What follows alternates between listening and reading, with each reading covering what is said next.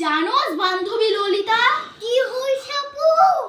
আজকে আমি ঘুম থেকে উঠে দেখি রাত 8টা, 9টা, 10টা, 12টা পর্যন্ত সূর্য ওঠেনি।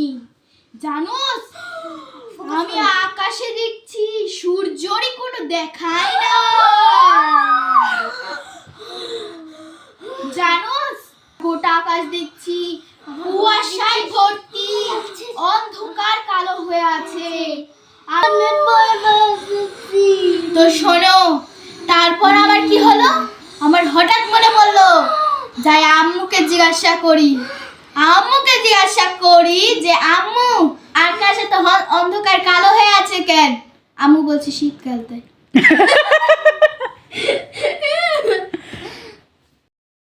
এই যে দিক তাকাও।